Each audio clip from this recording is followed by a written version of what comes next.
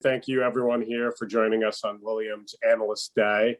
Welcome. I'm really pleased to be joined by our founder and CEO, our Chief Technology Officer, our Chief Program Officer, our Chief Manufacturing Officer, and our Chief Strategy Officer.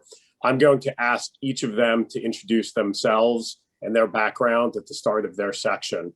Last week, we announced that Honeywell will be providing our avionics and flight controls, as well as is an investor in our pipe. As Yves will explain, this is a key piece of our certification program, working with established Tier 1 aerospace suppliers. We're shortly going to fly our 5th generation demonstrator. Alastair, our CTO, will walk you through the history of our demonstrators and how this has been upgraded in our plan here. We're very pleased to announce that upon our merger, Tom Enders will become the chairman of the board of Lilium. Tom has spent 30 years in aerospace, most recently being the CEO of Airbus. He joined our advisory board at the start of this year, has already had a significant impact on the company, and we expect his impact going forward to be quite profound. We've also started our partnership, which we're very excited about, and we'll discuss further with Palantir. Palantir is helping us on the analytics connected to our flight demonstrator for faster feedback and analysis, as well as working with Dirk, our head of manufacturing, on building a control tower for our suppliers. We recently announced a transaction with Lux Aviation, which is the largest operator of private aircraft in Europe, as well as multiple airports in Germany for our vertiports, such as the Munich airport. With that, I'd like to turn it over to our founder and CEO, Daniel Wiegand. Thanks, Geoff. Hi, everybody. I'm an aerospace engineer by training, specialized on aircraft propulsion. My 3 co-founders and me founded Lilium 6 years ago with an audacious vision in mind: to create a new mode of regional high-speed transportation that is several times faster than cars and kinder to our planet at the same time. Our first aircraft is an all-electric vertical takeoff and landing jet, but Lilium is not about a single electric aircraft. Lilium is about a technology platform and an entire ecosystem that solves the key market requirements with a 20-year horizon in mind. We will have thousands of aircraft in service around the world, fully electric, fully autonomous, and in a variety of form factors, and all of them built with differentiated technology. It's not about just getting something that flies. We believe that it's crucial for success of this vision to excel at passenger safety, low noise emissions, great customer experience, and low cost. To fulfill these priorities, we have deliberately chosen a unique electric jet technology. This technology offers 2 crucial advantages for our business goals: lower noise emissions on the one side, and scalability to larger aircraft on the other side. For example, our launch aircraft is a 7-seater jet. The winning value proposition in this market is time savings. There are some great short routes in which lots of time can be saved, for example, New York to JFK, and we can fly these short routes with our aircraft. But in most scenarios, the greatest time savings will be on regional routes. It is because of this that we have chosen to focus on a regional shuttle service, where we can achieve hours of time savings for our customers and thus fill more seats. This ultimately results in lower cost per seat mile for our service. The regional high-speed networks we are building, for example, this one in Florida, are around 100 times cheaper to build and 10 times faster to deploy than ground-based transport infrastructure like highways or high-speed trains. So we can deliver high-speed connectivity for whole regions without the need for new rail tracks or roads. Now let me tell you about the incredible aircraft that enables this model. It's an all-electric jet for sustainable operation and low operating costs. It's got 7 seats and thus offers the highest capacity in the market. It's cruising at 175 miles per hour, allowing for 5 times faster trips than a car, and it has a 5 times smaller noise footprint than its competitors. Initially, we will have a range of around 150 miles, and that enables us also to unlock regional connections. From the first day, we've also been laser focused to get safety and our customer experience right. Let me now show you a video that takes you through our team's efforts in these areas.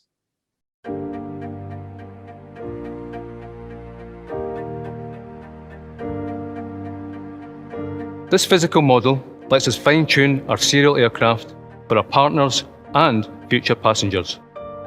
What we tried here is to give a lot of space for the legroom. The moment when you take off and you look out of our panoramic windows will be mind-blowing for you. Light brings our cabin to life.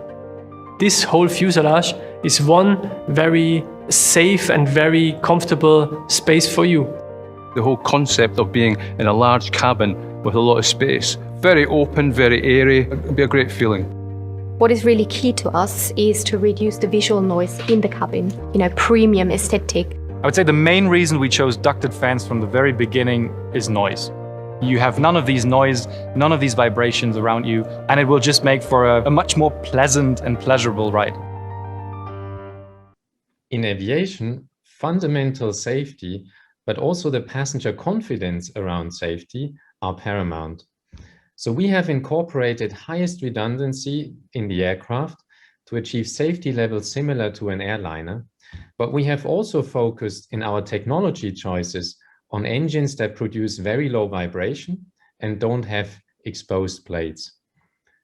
From a cargo point of view, we have the highest payload in the sector and more space, and the low exterior noise of the aircraft allows us to access urban warehouses. Thus, we can help enable same-day delivery for a bunch of companies in the parcel delivery sector.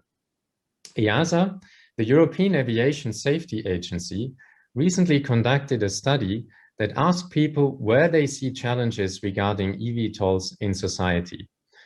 Obviously, we have to be leaders in all these areas, but it's been a great validation for us to see that the top 3 challenges that came out of this study perfectly align with our top priorities here at Lilium. Safety has always been our #1 priority, and low noise is a central advantage of our propulsion system. And we already invested significantly in making the necessary infrastructure available for the launch of our service. We also think decarbonization of aviation is inevitable, and it's also a central point to our own mission. Our electric jet technology lays the foundation for all kinds of electric jet aircraft in the future. Our business plan as it currently stands represents around an annual CO2 saving of 0.3 gigatons by 2030, and there's a huge growth potential beyond that. To make the Lilium vision a reality now, the most important thing is executing a real aircraft program, and thus a team that knows what it's doing. We have the former CEO of Tom Enders of Airbus serving as a chair of our board. We have the former chief engineer of the A350 engines, the former program director of the Harrier and Eurofighter jets, the former head of assembly of the A320 and A380, the man who built the world's first eVTOL, and the former SVP of quality and procurement of the A350. I'm thrilled to now hand over to this team here, who will walk you through our efforts in engineering and certification, as well as manufacturing and our plans for launch of our service. Alastair, over to you. Thank you, Daniel. So yes, my name is Alastair McIntosh, and I joined Lilium last year as the Chief Technology Officer. Prior to this, I spent 33 years with Rolls-Royce and held a number of positions. Probably most significant was the chief engineer for the engines on the Airbus A350, but also the chief engineer for the engine's propulsion system on the Gulfstream G650. And latterly, I was also the managing director of Rolls-Royce Germany, facilitating a team of about 4,000 people, of which we had about 1,600 engineers. Now, to move forward, what I'd like to do is show you some footage video footage of our demonstrators in flight. Now what you can see is the configuration of the aircraft, the large wings at the back and the two canards at the front. Now when comparing to other eVTOL configurations, typically people point to the fact that we don't have open rotors. We have ducted fans. And indeed, we have 36 in our design that we're bringing to market, positioned and integrated on the wings and the canard. Now we have to generate a lot of thrust to get the aircraft into the air. But that thrust actually gives us great controllability. It allows us to maneuver the aircraft, and it gives a very, very stable aircraft when in flight. Now the ducted fans, as you can see here, for hover are in the vertical position. They will transition then to the horizontal position to bring forward thrust, forward flight of the aircraft. As that happens, as the forward speed of the aircraft picks up, the wings, the canard and the fuselage will all generate lift. As a result, the demand for thrust to the engines significantly reduces, and as such, the demand for power from the battery systems also significantly reduces. In reality, we only need 10% of the takeoff thrust in cruise. Now, another advantage as well with having so many engines is we can design in redundancy into our system. So it adds to safety.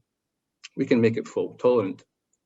Now, as you see here, as the aircraft picks up, there was a short dip to the left. We actually simulated engine failure during the test.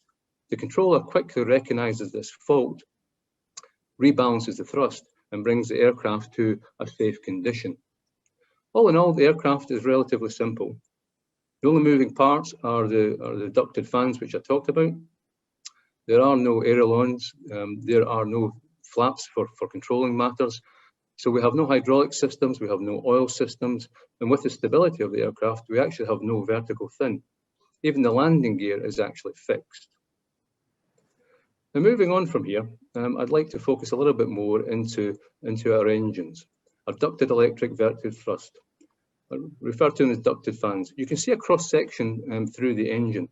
Now in my past experience, I would typically expect to see between 10 and 14 stages of compression happening. Here we have one, very simple. So we have one shaft, one group of rotor blades driven by an electric motor. Our choice of ducted fan is very simple. We want to get a very low noise signature from the aircraft. With the small diameter that we have as well, we actually are able to balance the rotor system to very smooth levels, which will not then transmit into the cabin. Inherently as well, with the duct, we are safer than an open rotor. In the unlikely event of a blade release, the duct will contain that debris. That is not the case with an open rotor. Equally, with the compact arrangement that we have, we can focus the space that we have available on a helipad to make for a larger cabin and bring in more payload, more passengers. The technology also allows us to be scalable. Now, if we focus into the cross-section of the engines themselves, what you can see here is the ducted fan on the right and the open rotor on the comparable open rotor on the left. The cross-sectional area is significantly different. Now, we have 36 ducted fans, and comparable aircraft may have 6 to 8 propellers. When we bring that to bear into the helipad, what you will see for a standard helipad of 15 meters, about 45 feet, the one on the left shows a significant space taken up by the open rotor. Our 7-seater, for the same space, actually allows us 2 more passengers, so 50% more capacity. But also it gives us the opportunity to grow the aircraft. And as you can see on the right-hand side, we can actually grow on the same helipad up to 16-seater as a study case. So we have a future here that we can build upon. So moving on to that, I'd like to focus a little bit more on safety. Safety is at the heart of everything we do. We design to probability failures that you typically see on any other large commercial aircraft, Airbus A350, but it could be a Gulfstream, it could be a Boeing. We do this by designing in redundancy. We avoid single points of failure. And for the flight computers, for example, we can design in redundancy and use dissimilar systems. We can also package the batteries in a manner that we firewall them away from the cabin. We can also design in crumple zones in the event of a crash that, again, we keep the cabin and passengers safe. So what does this actually mean for our flight profile and our flight mission? We can see this in this next chart. Now, we see ourselves more as a fixed-wing aircraft and not a helicopter. Like any commercial fixed-wing aircraft, the objective is to get the aircraft as quickly and safely into the air, into the cruise altitude. And we like to do that as quickly as possible. Now, all the benefits that a ducted fan bring don't come for nothing. Certainly, during the hover phase, they consume more power than you'd expect to see on a comparable open rotor. That's actually by a factor of 2. However, when we look at a typical mission, as you can see laid out here, we spend very little time in the hover phase. In reality, for a typical mission of a 30-minute cruise segment, we only spend about 30 seconds in hover. And as the diagram shows at the bottom, the actual power consumption then drops very quickly to a low cruise level. When you look at the total mission then, it becomes clear that the difference in an open rotor with a ducted fan is that we will consume about 5% more energy for that comparable flight mission.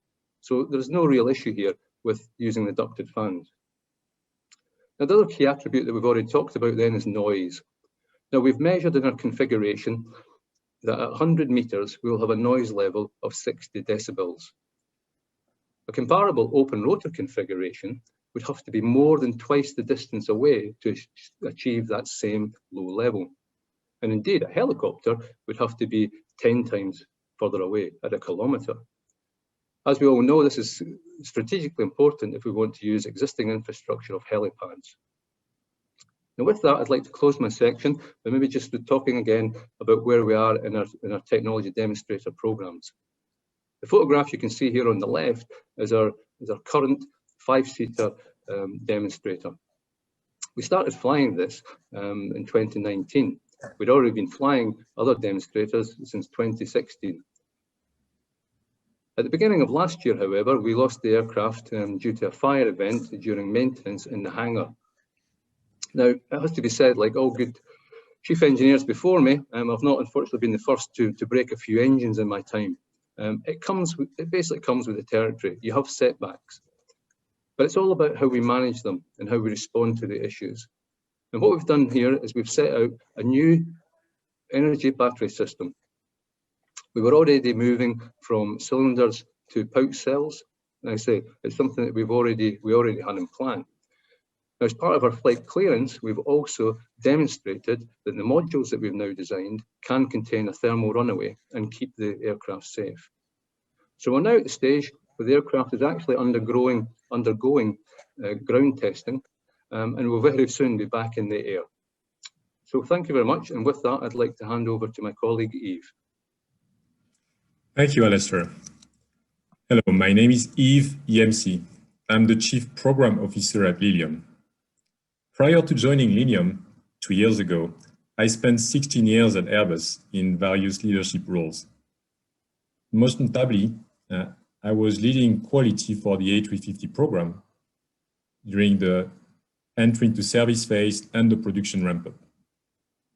As Daniel and Alastair had already highlighted, we're aiming for our Lilium Jet at achieving the same level of safety as large commercial aircraft like A350.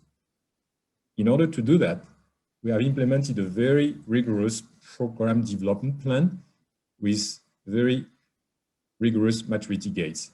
And from the beginning of the program of the Lilium 7-seater jet, we are designing for certification.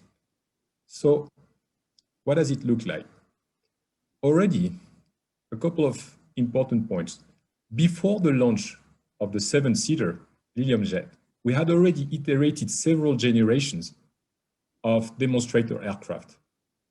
And the intention was to validate our technology blocks around flight mechanics, flight controls, the energy system, the e-motor, the power electronics, and obviously the noise reduction. Then we have applied for concurrent certification with both EASA and FAA. How does that work? We are in Europe. Our primary airworthiness authority is EASA, and therefore the initial type certification will be with EASA. But right after, we are endeavoring to achieve type certification with FAA under the provision of the bilateral aviation safety agreement between both authorities. By doing both certification, we are enabling a global market access because most national authorities would typically validate such type certifications. But also what is maybe even more important, by upfront, and that's the meaning of concurrent, simultaneously looking at the requirements of both EASA and FAA, we are designing our aircraft to meet both requirements, which is much less risky than going sequential, certifying in one location, and then taking the risk to find out that there are significant standard deviation or differences between both sets of requirements. Now, rather than me dwelling on the topic of certification, which can be a bit arduous, I would refer to a blog that we have published last week together with Bhavesh, our head of airworthiness, which really details how we approach certification for this program. So now, we are in the design phase. And what I feel very good about is we have already obtained and agreed with EASA our certification basis. We have now a CRE A01 certification review item A01, which is the equivalent of FAA G1 issue paper. So with EASA, we have agreed on the certification basis and those very specific requirements applicable to our Lilium Jet. And that's very important because from now on, we talk about execution of the certification. We have removed a lot of the unknowns, and we are in the process of obtaining the same type of step with FAA. And we have, in fact, through EASA, we are working with FAA to get through this G1 issue paper. So what is coming ahead? Well, we will finish the design. We'll then get into the production at our suppliers and then eventually assemble at Lilium, ground testing, and then we'll start the flight testing campaign in order to get to the type certification. Very important point, flight testing towards type certification can only be done with conforming aircraft, type certification standard aircraft. You cannot take credit of flight hours with demonstrators for type certification. You have to have a conforming aircraft geared for type certification, which typically happens in the back end of the program. Now, as you can imagine, certification is a tremendous effort. And we are very happy in that endeavor to be able to leverage on the expertise, the experience, and the resources of our supply partners. And that's very important. Collaborating with established aerospace suppliers is a conscious strategic decision. It will give us a unique leverage for our time to market strategy because we have vast experience that we're going to tap in and resources for our certification program. And then on top of that, they have already established aerospace qualified manufacturing capacities that will be very useful for our very rapid scale up to mass production. And let's make no mistake, it's very difficult to improvise manufacturing of aerospace quality grade components. You will see later in a video more information detailing some of our exciting partnerships. But here, let me comment a few of them here on this slide. We started to select Toray as a supplier for carbon fiber composite material. Toray is a world leader in carbon fiber, and notably, they are the supplier of composite material for the Boeing 787 Dreamliner. And very early on in the program, Toray partnered with us. Then we selected Aciturri for the composite structure themselves. Aciturri is one of the best suppliers in Europe in that domain, and they are qualified by Airbus, by Boeing, and by Embraer. And lately, we have selected and partnered, signed an agreement with Honeywell. The fact is, we had already been collaborated with Honeywell for 18 months, and on one of the most sophisticated aspects of the aircraft, avionics and flight controls. Now, to be able to leverage the expertise of a partner like Honeywell for these very sophisticated items, which will account for a lot of the workload for certification, is something that gives us really an edge. One common theme when designing, collaborating with external suppliers, and later on, when operating a fleet of aircraft with various partners, is that it involves an enormous amount of data, technical data, production data. and to be able to aggregate this data, transform it into information, and that information transform it to actionable insight, providing a competitive edge. And this is why we are extremely excited to be able to partner with Palantir. Palantir is a world leader on data analytics, and they have experience in aerospace. In fact, I had a chance to work with Palantir when I was at Airbus on the A350 program, and I know very well the value they added during the early phase of the program. At Lilium, we will emulate the unique capabilities of Palantir in various phases of the program. In the next couple of years, we're using them extensively for augmenting our capability to do the flight test results analysis. And we're also deploying them to implement a supply chain control tower to enhance our ability to manage the health and the performance of the supply chain. Down the road, we will utilize their analytics capability to enable better predictive maintenance and improve the operational reliability of our fleet. And also we plan to use them for flight operation optimization, battery technology strategy. First and foremost, after 2 years, our teams had been scouting and testing dozens and dozens of different sales technology.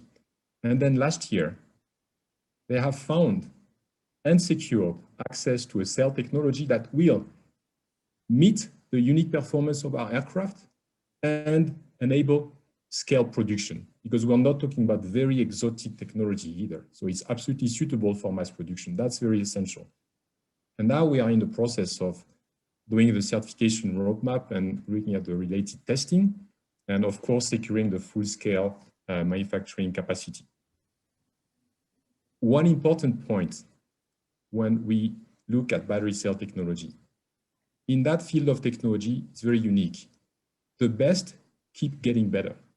So we have dedicated teams which are constantly looking at the market. We have hired very strong expertise in the area of sales technology to constantly look at the market and identify promising technology.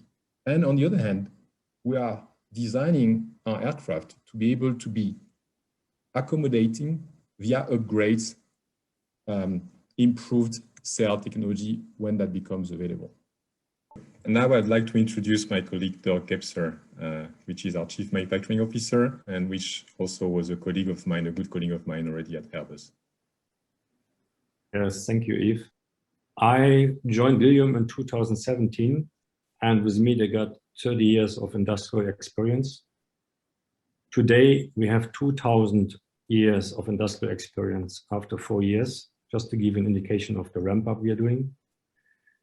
I have previous experience in Rolls-Royce. My last position was a manufacturing director for all rotative parts.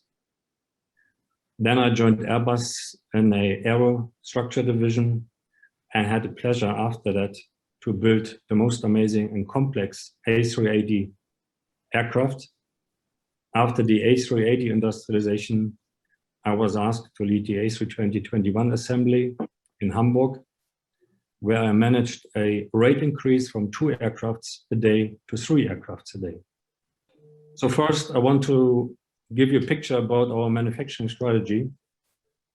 And what is important here, Lilium production is where engineering and program development teams are, to really maximize integration and contribution to a design solution.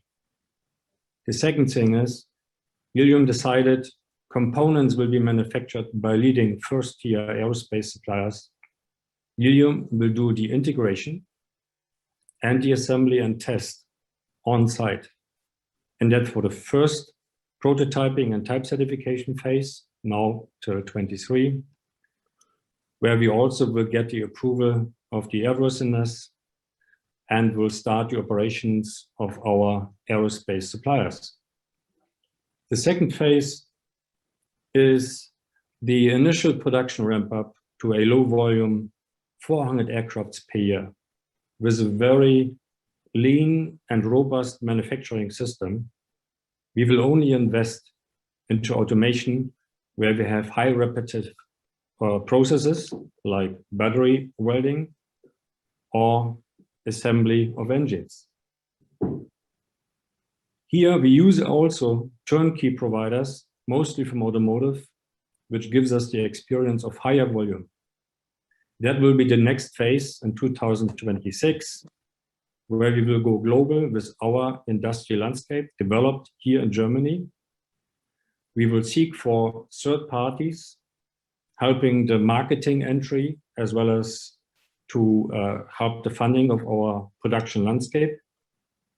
In total, what you see here is the first two phases will be around 100 million. In 25, it will be about 500 people assembling systems, anti-aircraft and testing, and then growing afterwards with 1,000 aircrafts per year units globally. The first phase, as you have seen before, is the prototyping phase. Fast prototyping is embedded into Lilium's DNA.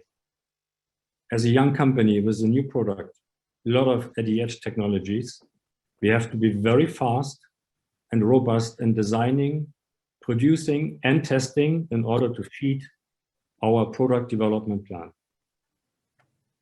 In last year alone, we produced 1,000 development demonstrator products and tested them. We also have the opportunity with that fast prototype facility to get mature for around about 80 core processes so that we can approve them and qualify them and the people who operate them before we start serious production.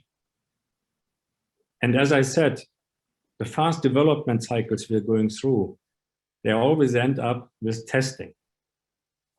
So we're having comprehensive test capabilities with wind channel, propulsion acoustic testing, energy system environmental testing, structural and impact testing, electrical testing, and system integration labs. This is immensely important for securing the foundation and the certification for our future aircraft. And finally, why are we convinced that we will make our aircraft in high volume in 5 years' time? As Alastair mentioned, we have no fuel, no oil, no hydraulic system. We have minimum of movable parts. This is one precondition. Also, our parts count is 30 times fewer than on normal commercial aircrafts. In fact, we have similar part numbers than a luxury car. And what is also important, from 2017 or 18 till we go to high volume with 1,000 aircrafts a year, we have 8 years of getting mature, of testing, and getting mature is people, systems, processes, factories, supply chain. And every year we have a very strong roadmap of really evolving and maturing. With this, I would like to hand back to Geoff. Thank you, Dirk. A few words on my background. Prior to joining Lilium, I was the first external C-level hire at Cruise, the autonomous car company. At Cruise, I raised over $7 billion of capital, as well as worked on the first purpose-built autonomous vehicle, which is well over $1 billion program. I spent over a decade at Goldman Sachs and Morgan Stanley in a variety of capital markets and investment banking roles also. When we look at TAM, there's an emerging view that this can be the size of the light passenger vehicle mobility market. This is combined with the urgent and inevitable need to decarbonize aerospace. The pull that we're seeing from corporates, governments, and partners on the carbon side is larger than what I expected. Why are we so confident in these projections? First of all, there is a current market at $35 billion for vertical takeoff and landing. It's helicopters. This is a fundamentally better product that solves the limitations that helicopters have of being too loud, being too expensive, concerns over safety. Lilium also has the right product to access the largest segments of this TAM. We can access the cargo market. We can move passengers from New York to JFK on high volume short flights. and more importantly, we can save you hours in regional transportation. From the beginning, Lilium was set up for worldwide access. As Yves mentioned, we are unique in that we're dual certifying. This is a harder path to do both at the beginning, more work for our team. But what that does, it gives us the ability to launch in both the United States, Europe, around the world. Also, we already have an eye on China. Tencent is a significant shareholder, and we have an agreement with them. If and when we go to China, we'll be partners with access to their cloud, their payment systems, and others. Now, let me take you through our hybrid business model. We see two complementary business lines. First, a Lilium branded regional network of planes where we work with our partners. Second, turnkey enterprise sales, both in cargo and moving people, where we can sell the plane, spare parts, and our digital network for predictive maintenance and other support. Let me give you a deeper dive on how we're going to approach the Lilium network. Similar to our philosophy of working with tier one partners on the supply chain, we intend to work with the best operators, maintenance, training, infrastructure partners in the world. So for example, on the infrastructure side in the US, we have deals with Ferrovial, Tavistock in Europe, with multiple airports. Lufthansa is providing our pilot training in Europe. And recently, we announced our transaction with Lux Aviation for Europe operations. They're the largest private airline operator in Europe. Let me do a double click now on infrastructure and our launch in Florida. Why did we pick Florida? Florida has 70 million visitors a year, wonderful weather, very welcoming politically in there. So we looked at this market with our partner Ferrovial, and we really consider them our partner. They have put over 200 million of commitments, and they will find the sites, secure the sites, construct the sites, permit the sites, and operate the sites. They're a world-class operator on infrastructure. We will repay them through landing fees when we commence site operations, and at a run rate, Florida will provide us 600 million of revenue with 125 jets in operation. Now let me take you a bit more through the numbers behind a regional network. I'm going to take you through the revenue, the pricing, and the cost side. On the revenue side, a single Lilium Jet can generate $5 million of revenue in a year. There's two really important things to focus on to get to that number. Number one is the regional business model. Number two is the larger form factor. 50% more seats than competitors really pays off in the numbers. So how do we build that up? We average 25 flights a day, 60 miles. We assume 4.5 passengers out of 6 in each flight, and then $225 per mile pricing per passenger. That gets you to $15,000 a day, take 10% downtime per year, and that's $5 million of revenue. Pricing is a key lever for us. We believe we have really conservatively priced at $225 a mile, and you can see every 25-cent increments walks you up about 7.5 points on margin. On a payback, it's 2 years, walking down 2 months for every 25 cents of additional pricing per mile. On the cost side, it's important to understand, again, spreading the cost through larger seats is critical. Almost everyone in the sector has a significant amount of cost that will be the same. Infrastructure should cost the same, pilots should cost the same, air traffic fees should cost the same. And frankly, many of the variable costs in terms of having to swap out batteries, maintenance spares will largely be the same also. This is also exciting if you look at one of our top 2 costs is pilots. So if you can imagine what this industry will be over a 10, 20, 25-year basis, you can see what autonomy will do both for opening the industry up, but also on the cost side. Now let me take you through enterprise sales. So on enterprise sales, the interest in both cargo and logistics is quite strong. Our customers are seeing the same things that we're seeing. This is a better product at a better price point for certain use cases, and you start there. So what value do we bring? We'll provide the aircraft, the replacement parts, the software tools with a partner Palantir, and we can also provide access to our network. We can give you access to infrastructure. We can give you access to operations, as much as a future customer wants on that. We assume $4 million upfront payment, about $1 million a year in aftermarket support, immediate payback, and then lifetime profit per jet of $5 million. Now let me take you through why we like each of these businesses in projections. So please take a look at the revenue line, the people network and the turnkey enterprise solution at the top. We've assumed on volume, which is the top line, that 50% of our volume goes into the network and 50% of the volume goes into the turnkey enterprise solution. We're humble that bringing up a network, building a brand, and tuning the operations will take time. So the numbers I presented on previous pages are the 2026 numbers, and 2024 and 2025 are more conservative.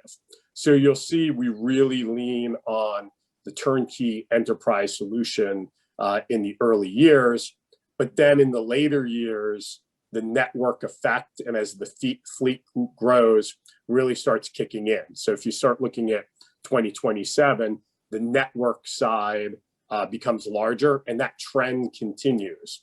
What's great about the turnkey enterprise is it gives you predictability of revenue, it gives you predictability for my colleagues to plan manufacturing, supply chain, but it has a lower ceiling on revenue. What we really like is the high ceiling of the network combined with the certainty and predictability of the turnkey enterprise solutions. Now, let me take you a little bit through the use of proceeds and the transaction. The deal that we did with QELL funds us through commercial launch. It pays for our factory in Germany and launches serial aircraft, allows Yves and his team to finish the certification process. We raised $830 million, and it's expected to close in August of 2021. A bit more on QELL and our partner and our board. So similar to our philosophy in picking partners, we think Barry and his team are wonderful partners. Barry's the former president of GM North America. He also was a CEO at Agility, a fuel company. So he and Tom have amazing experience in large multi-billion-dollar programs that will benefit us. This is combined with others in the company like Nicholas Zenstrom, who's the founder of Skype, Alex Aciturri, who you'll meet in the Q&A, who's the founder of Jawbone. So really what we're trying to build is the best of German engineering, large-scale company manufacturing, and Silicon Valley leadership. That also extends to our investors and our partners. So we've spent a lot of time on our tier one suppliers, our commercial contractors. I'd like to touch on who our investors are. As you will see, many of our partners, Palantir, Honeywell, Ferrovial, Tencent, are already investors. We view these as partnerships growing an industry together. We also have great long ESG investors, Bailey Gifford, BlackRock, Tencent. Each of our investors from the private stage has committed more capital in the pipe and is going to be a long-term holder, believer in the story. I'd like to wrap up with, we believe that we have the right technology, the right certification plan, the right team, and the right regional business model coupled with turnkey enterprise sales. We are an execution story And we believe we have the opportunity and ability to be the most disruptive player in the eVTOL sector.